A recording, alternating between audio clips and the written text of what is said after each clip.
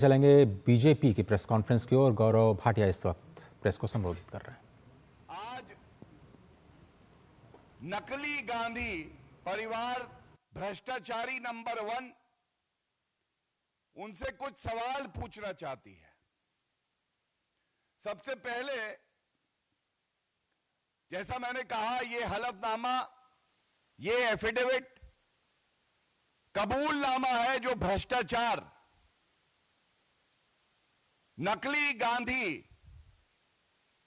परिवार और उनके जीजाजी रॉबर्ट वाड्रा करते आए हैं। सबसे पहले इनके हलफनामे में, क्योंकि ये बाध्यता है, ऐसा नहीं है कि शुचिता के लिए प्रियंका गांधी वाड्रा बाहर आई और उन्होंने ये सार्वजनिक किया कि उनके पास क्या असेट्स हैं, उनके पतिदेव के पास क्या असेट्स हैं। ये एक बाध्यता है, ये एक सुप्रीम कोर्ट का जजमेंट है जिसमें आपको हलफनामा देना होता है, अपना भी और अपने स्पाउस का भी। सबसे पहली बात जो सामने आई, रॉबर्ट वाड्रा की जो डिक्लेयर्ड नेटवर्थ है, डिक्लेयर्ड शब्द का प्रयोग इसलिए कर रहा हूं, हर भारतीय जानता है सबसे बड़ा भ्रष्टाचारी कोई है, लूट खसोट करने वाला कोई है, तो वो गांधी परिवार है, जिनके 3 सदस्य भ्रष्टाचार के आरोप में बेल पे बाहर हैं। सोनिया गांधी, राहुल गांधी और रॉबर्ट वाड्रा। और रॉबर्ट वाड्रा की जो डिक्लेयर्ड नेटवर्थ है वो कम है, लेकिन इनकम टैक्स डिपार्टमेंट जो डिमांड कर रहा है वो ज्यादा है। ये कॉन्टेस्टेड है, लेकिन आप देखिए 2010-11 में 7 करोड़, 2011-12 में 3 करोड़, 2013-14 में 11 करोड़, 2014-15 में 10 करोड़, इस तरह से 2020-21 तक जाता है। और इनको अगर जोड़ा जाए तो 75 crore, 75 crore is the demand total by the income tax department। भागते भी 2013 में 11 करोड़, मतलब जो 7 करोड़ था 10-11 में, जब इन्हें अंदेशा हुआ भाग रहे हैं, सरकार जाने वाली है, तो 11 करोड़ और 10 करोड़ तब की डिमांड आई है। इसका मतलब कितनी वसूली ये लोग कर रहे थे। क्या आज ये नहीं कहा जाएगा गांधी परिवार के दिखाने के दांत और है, खाने के दांत और है, और खाना मतलब वसूली। The entire country is asking Sonia Gandhi ji, Rahul Gandhi and Priyanka Gandhi Vadra to furnish an explanation. What were the means of this prima facie ill-gotten wealth, quid pro quo, commission khori, Robert Vadra crime master Gogo, आया हूं तो कुछ तो लेके जाऊंगा, कुछ तो खाऊंगा। Please answer, let the nation know about it. And I must also say, look at the hypocrisy. दोगलापन किसे कहते हैं? ये गांधी परिवार से कोई सीखे। हम सब जानते हैं राहुल गांधी भ्रष्टाचार के झूठे आरोप जो कहीं सिद्ध नहीं हुए, भारतीय जनता पार्टी और एनडीए की सरकार पे लगाते आए हैं। और उनका कहना होता है, गरीबों का रुपया लिया, अंबानी ग्रुप को दिया। अब इनका जो एफिडेविट आया है, इसमें रॉबर्ट वाड्रा ने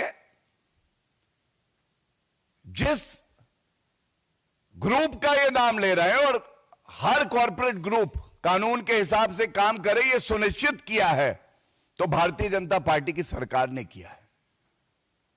11वां साल है, कोई एक उंगली नहीं उठा सकता गंगा जल की तरह पवित्र हमारे प्रधानमंत्री श्री नरेंद्र मोदी जी पे, लेकिन दोगलापन दिखाना चाहते हैं आज हम भारत को।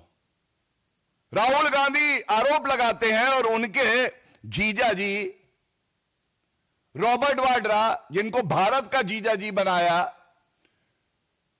वो इसी ग्रुप में,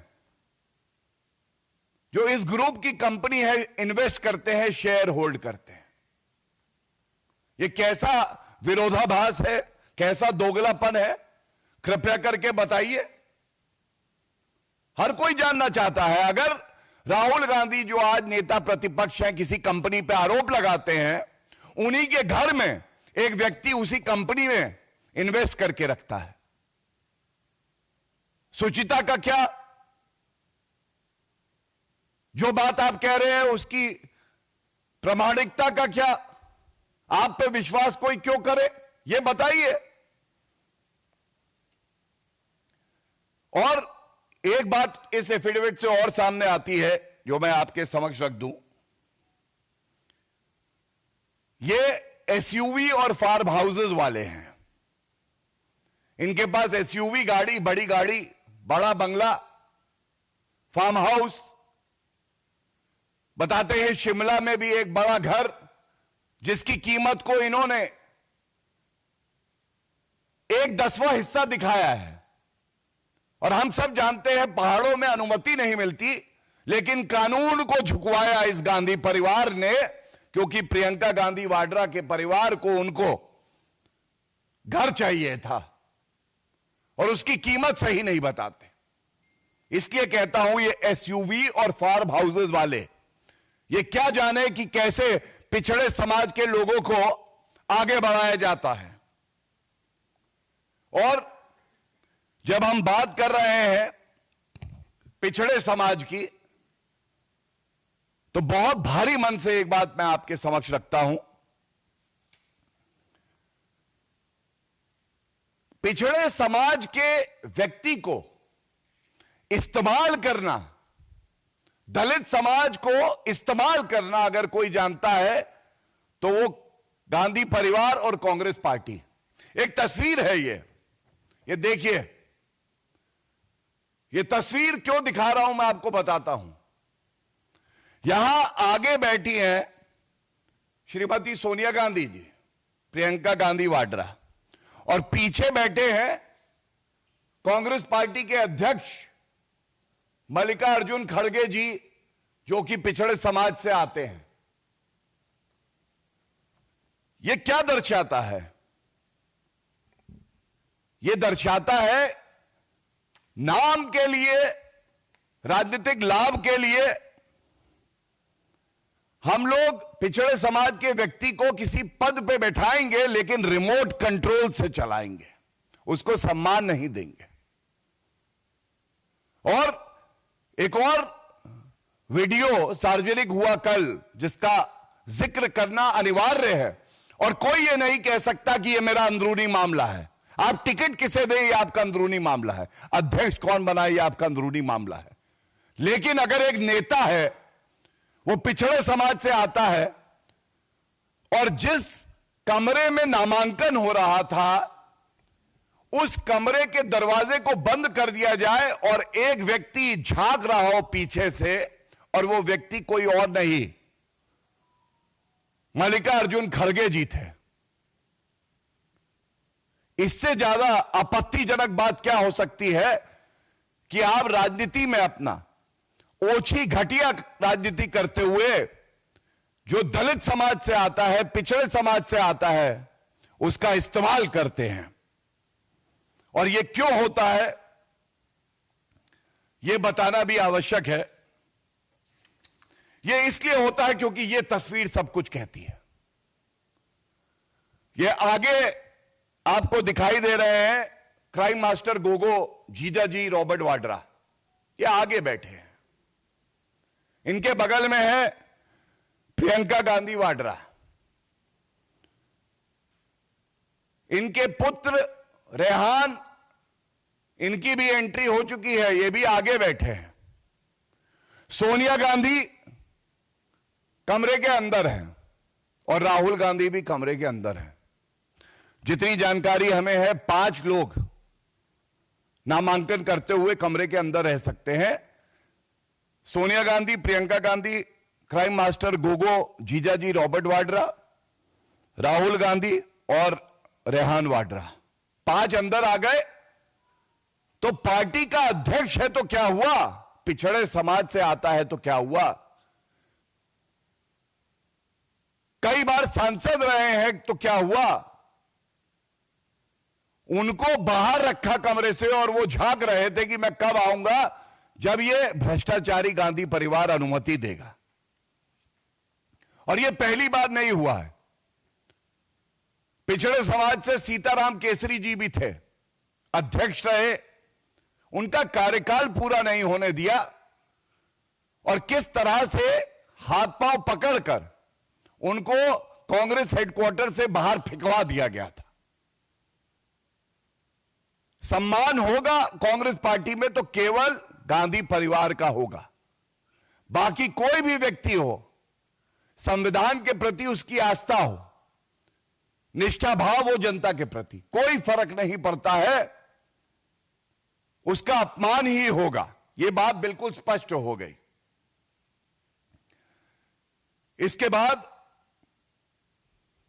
एक बात और आती है, एक संदेश गया, योग्यता की कोई जगह कांग्रेस पार्टी में नहीं है। हमने सुना है आदरणीय प्रधानमंत्री जी ने समय समय पर प्रेरित किया है युवाओं को, नागरिकों को, कि वो राजनीति में आए और योग्यता देखी जाएगी। लेकिन वैसे गलत नहीं है कि प्रियंका गांधी वाड्रा जो हैं वो बहुत योग्य हैं, पूर्व अध्यक्ष की बेटी है, पूर्व अध्यक्ष की बहन भी है, पूर्व अध्यक्ष की पोती भी है और आने वाले अध्यक्ष की मां भी है। योग्य वो हैं। और योग्यता इतनी 2019 में उत्तर प्रदेश के चुनाव से पहले, 2019 में लोकसभा चुनाव से पहले उत्तर प्रदेश में इंचार्ज बनाई गई पूर्व उत्तर प्रदेश की। उत्तर प्रदेश में सीटें आई 80 में 1। यह रिजल्ट है कांग्रेस पार्टी का। लेकिन रिजल्ट प्रियंका गांधी वाड्रा का क्या था? उनको प्रमोशन मिला और वो 2020 में पूरे उत्तर प्रदेश की इंचार्ज बन गई। पार्टी की सीट आई 80 में 1। प्रभारी पूर्वी उत्तर प्रदेश की प्रियंका गांधी वाड्रा। रिजल्ट में Congress fail, Priyanka Gandhi Vadra gets a promotion. 2020 में पूरे उत्तर प्रदेश की इंचार्ज बन गई। 22 में विधानसभा के चुनाव हुए उत्तर प्रदेश में, सीटें आई 2, 403 में 2 सीटें। अब आप बताइए, 2 सीटें जो आई, फिर इनका प्रमोशन हुआ, वायनाड में इनको टिकट दे दिया गया है और वाकई ये इनका अंदरूनी मामला है। लेकिन एक बात जरूर मैं पूछूंगा और पूरी जिम्मेदारी से पूछूंगा, ये जो डिक्लेयर्ड इनकम है कई 100 करोड़ की और अनडिक्लेयर्ड इनकम हजारों करोड़ की, वायनाड में आपदा आई, लैंडस्लाइड, इस भ्रष्टाचारी करोड़पति परिवार से इतना नहीं हुआ कि 1 रुपया डोनेट कर दें, 1 रुपया वायनाड की जनता के लिए। ये कैसा परिवार है भ्रष्टाचारी? देश में आपदा आती है, आप विदेश चले जाते हो।